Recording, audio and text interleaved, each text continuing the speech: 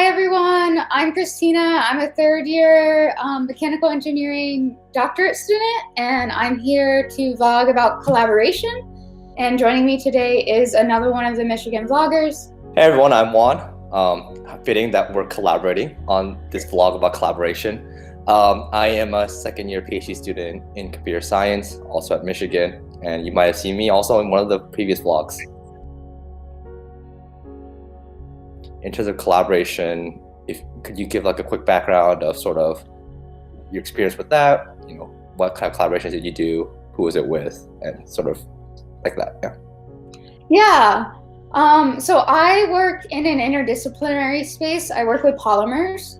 And so right now we're looking at how the polymerization of blood clotting happens. So we actually have my lab who's looking at it from a fluids perspective. We have a biology lab that's looking at it from a chemicals perspective. And then we have a doctor who's looking at it from a diagnostic point of view. So all of us are coming together on this project, and that'll probably be where a lot of my stories come from.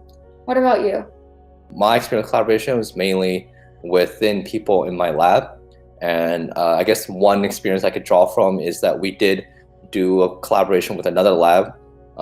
Our group was kind of focused on machine learning, and then their group was kind of focused on more of the hardware security part. And so we worked together to do sort of a joint paper that analyzed some security thing from both the machine learning as well as the hardware side. And so that's sort of where I'm drawing my examples from. How has your collaboration been different since you left undergrad? If I could summarize in like one word, it's basically more professional. The idea of, it's a little bit more okay, or not okay, but it seems that people are more forgiving in undergrad if you sort of slack on a group project or something like that. But definitely grad school, if you don't do your part, then it's a really big letdown, and chances are there are actually more serious repercussions. In grad school, if you're not doing your part and you sort of aren't a good team player, then it's quite likely that no one wants to work with you, and you'll kind of get left out on future group projects. At least that's what I have seen in computer science. Maybe you could add some stuff to that. Yeah, so I think for me, a lot of my undergrad projects were within my department, so we all had similar coursework and knowledge. And it's really different now going to work with an MD who's been, working in the emergency room for years and explaining something I learned as a sophomore, the fundamentals of my field, and trying to do it in a way that's not condescending, because he's going to turn around and do the same to me just because our educational tracks were so different. Do you have any examples of collaborations you've worked on, maybe that have been able to contribute in positive ways to different projects or to industry? Again, the thing that I'm going to talk about is the one big collaboration that we did that led to the security paper. But basically, it was trying to analyze the security of the sensor that's commonly used in autonomous vehicles. And so they call it a LiDAR sensor, which is basically, you can imagine it as radar, except instead of using radio waves, it uses lasers. We had a partnership with the hardware people who really knew how to analyze the LiDAR from a physical perspective. From a hardware perspective, they knew exactly how it worked and how to attack it. And then we tackled it from the software side. How can we attack that from the software side? So it led to a much stronger paper because we were able to tackle all aspects of it. And so also the collaboration that worked out pretty well. Yeah. Was there any thing challenging about that collaboration that you would advise others might come up?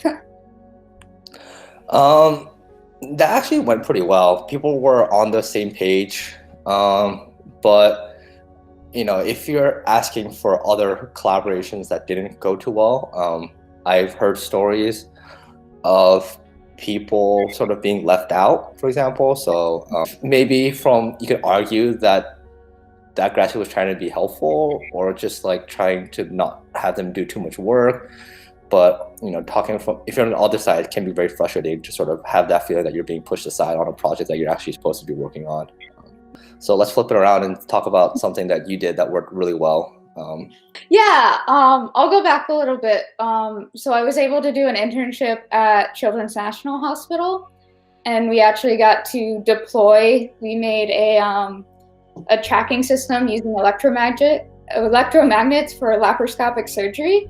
And there was this really cool incident where I was sitting in the cafeteria with the surgeon like over lunch, and I handed him a prototype, and he like as soon as he grabbed it, he like had 3 things I should change about it that hadn't come up from the engineering side. He's like, oh well, I hold it like this, and my thumb's here, so you should move, the sensor 90 degrees or something, and seeing that immediate feedback and then being able to implement it so that when it got brought to FDA trials, it was that much more useful, I think was like super duper exciting for me. Sounds like something that honestly, came out way better because you were able to work together.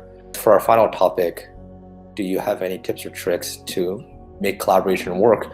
Because it seems that, if collaboration goes well, you get super positive results like you mentioned. But if it doesn't go so well, it can be quite frustrating. Yeah, so I think my first one is just kind of this idea of being emotional support. There's a lot of failures in research, so if you're on a low, maybe one of your teammates can encourage you to keep going, and that there's light at the end of the tunnel. And then when you're on a high and they're on a low, you can do the reverse. So I think, just being emotionally available, even in a professional setting, can be really helpful. And I think communicating, kind of getting meta again, communicating how you're going to communicate, because like we've had both sides of the coins, like micromanagement and then like ghosting. And so really spending time establishing the norms together and intentionally, instead of just letting them like occur however they may.